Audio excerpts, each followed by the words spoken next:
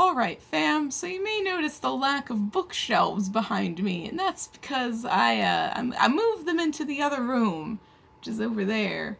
I want a bigger room, and I'm in the slow process of moving all of my stuff into it. And I decided to take the big leap and move my bookshelves over there. It looks real nice. I just gotta move everything else in there, including this desk, which I have to take down off the wall and then rehang it. It's gonna be an ordeal, but it's fine. Anyway, I'm here with my lack of spoons, because I just don't have a lot of spoons lately. But I'm here with my Q&A for my Booktube anniversary / birthday thing. It was the 19th. It's currently the 21st. Yeah, it's the 21st.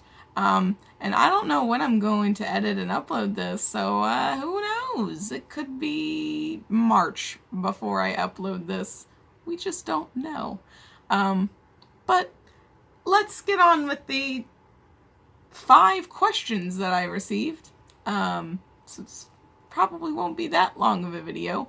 But anyway, the first 2 were brought to you by the wonderful Graham Quigley, whose channel I will leave linked down below. And the first question that he asked is, if you could have a dinner party with any 4 authors or characters from literature, whom would you choose and why? This is a tough one, and I should have thought out my answers beforehand, because I only have 41 minutes of film left on my phone, because I've been filming videos and not uploading them because I'm lazy. But anyway, I would definitely invite Homer to my dinner party, because we need to find out who the fuck he is. Like, is he multiple people? Are multiple people gonna show up at my dinner party and be like, yes, we are all Homer, we all wrote the Iliad and the Odyssey. Like, we gotta do some sleuthing to find out who the fuck Homer is. And inviting him to a dinner party seems like the best opportunity to do that. So I'm gonna invite him. Let's see. I'm gonna invite Victor Hugo just because I want to be like, listen, buddy, I know you were dropping hints, but like, Enjolras and Grantaire, do you mean to like drop all those hints? Are they actually a couple? Like, I mean, you laid it on really thick there. If you tell me they're not a couple, I'm not going to believe you. But I have to invite him just to ask that question. And also, like, why do you care so much about the Paris sewer systems? Why did you do that much research into them? Why? Why couldn't you find, like, I know you got paid by the word, but why couldn't you find something else to write about? So those are 2. I feel like I should invite Maggie Stiefvater just because, like, I feel like between Homer and Victor Hugo, she would, like, I don't know, she would be an interesting guest to have along those 2 people. Like, she's strange, and she'd be like, why the fuck are dead people here? But then she also, like, wouldn't question it, because she's Maggie Stiefvater. So I'm gonna invite her, and then, let's see, who is the 4th person I'm gonna invite? You know what I'll do? I feel like this is another person who wouldn't question my dead people. Neil Gaiman, okay? I feel like he'd be chill. And him and Maggie Stiefvater seem like they would also be chill with each other. So, like, even though I haven't read, like, many of his books, technically I've only read Good Omens and Norse mythology, I have more of his books, and I just like him as a person. He seems chill. And so, yeah, those are the 4 authors that I'm going to invite. Homer, Victor Hugo, Maggie Stiefvater, and Neil Gaiman.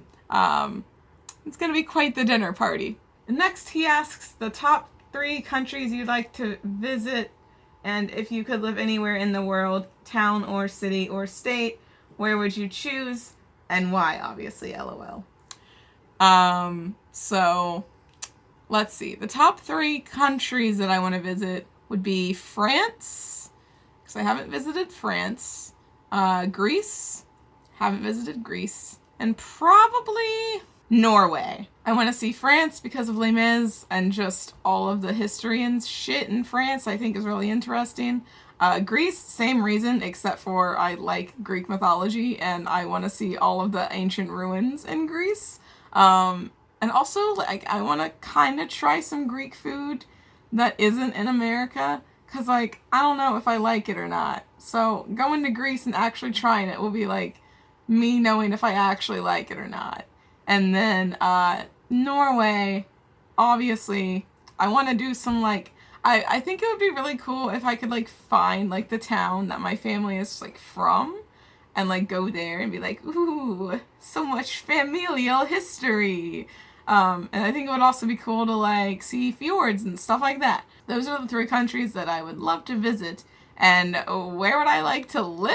Well, I don't want to live in America, because America sucks. And, like, I would choose somewhere in the UK, but, like, the UK sucks right now, too. So, like, I can't go there. I'm trying to think of, like, the best place for, like, being trans. And I should have Googled this, but I didn't. Either Australia or New Zealand. Somewhere in Australia or New Zealand. Maybe New Zealand, because Australia has all those fires right now. And New Zealand is really cool. So maybe New Zealand. Also, I think I have somebody that I used to talk to lives in New Zealand. So maybe I could, like, catch up with them. But anyway, I think they're both pretty chill when it comes to trans people. And if I'm not mistaken, they may have the option to get an X on your passport/license as your gender marker. If I'm not mistaken. I think that's true. Could be completely false. Because I didn't Google this, so I have no idea if that's right or not.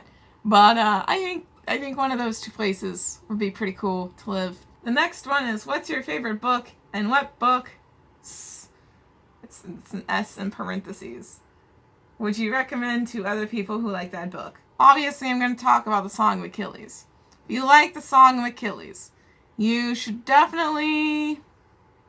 Well, if you got... Okay, so, like, it depends on what you like in The Song of Achilles. Like, if you like the Greek mythology aspect and you like Iliad retellings, I definitely recommend The Silence of the Girls. But, like, that's a complete opposite retelling of The Song of Achilles. So, like, if you aren't a fan of, like, seeing Achilles and Patroclus portrayed as, like, misogynistic rapists, then maybe don't read it. But you gotta understand, it's Briseis' perspective. So, like, obviously, things are not gonna be great. Anyway, real lit. If you like Greek mythology, and that's why you like The Song of Achilles. If you like The Song of Achilles because you, like, love the characters, and you, like, want a similar vibe, I'm trying to think, what's a good similar vibe? Okay, so if you like the tragic part of The Song of Achilles, maybe read They Both Die at the End, because that's suitably tragic, I feel like. And if you like something cute, I highly recommend Heartstopper, because it's cute as fuck. So, there you go. Those are, like, 3 books that I would recommend if you like The Song of Achilles based on what you liked The Song of Achilles for. So that question, I don't know if I told you, was brought to you by my friend B. I will leave a link to her Twitter in the description down below, and y'all can go check her out because she's great.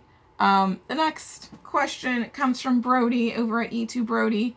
I will leave a link to their channel in the description down below. And they ask, what candles are you most excited to make? So, at this point, I've made almost all of the candles that I'm trying to make, except for my Six of Crows line. I haven't made any in the Six of Crows line, and I haven't made any in the All for the Game line, which the All for the Game line is just Neil and Andrew. I can't come up with scents for the other foxes, right now at least. Maybe I'll come up with scents for the other foxes. But, so I think out of them, I'm really excited, honestly, Brody, I'm gonna be real with you. It's probably the Wyland candle. Wyland? I don't know. I still don't know how you pronounce his name. But like, I'm really excited to make that and give it to you because I feel like it's going to smell very interesting because I just reminded myself about what the library scent smells like, and that's what I'm using for the parchment. And then the gunpowder smells like real strong, so I'm like interested to see how they mix. So yeah, I'm really excited to make that one. Thanks for asking about my candles. And finally, the last question comes from Kay McLeod, who is Kaz over at Cats and Cameras' sister. She is actually an author. I will leave a link to her Twitter down below because I think on her Twitter she has links to like where you can purchase her books and stuff. So yeah, she's great. And she asked, if you could have any animal as a pet / familiar, what would you pick? And like, I don't want to be basic and say a fox, but like I kind of want to be basic and say a fox. Cause like really, honestly, foxes are so cool and like fluffy and they make weird funny noises. So maybe a fox. But also I think it would be really cool to have like, I don't know, I used to really love cheetahs. Like I was obsessed with cheetahs when I was a kid. So it would be really cool to have like a cheetah familiar. So yeah, either a fox or a cheetah, depending on like where I decide to put my interests. Like if I want to like have a throwback and go back to like what I used to be obsessed with, or if I want to go with now, what I'm obsessed with now. It depends. Either a fox or a cheetah though. I've narrowed it down to 2. But anyway, those are all the questions that I got. Thank you all for submitting them. I'm really appreciative of it. This video turned out way longer than I thought it was going to, but hopefully you still enjoyed it, and I will see you in the next video.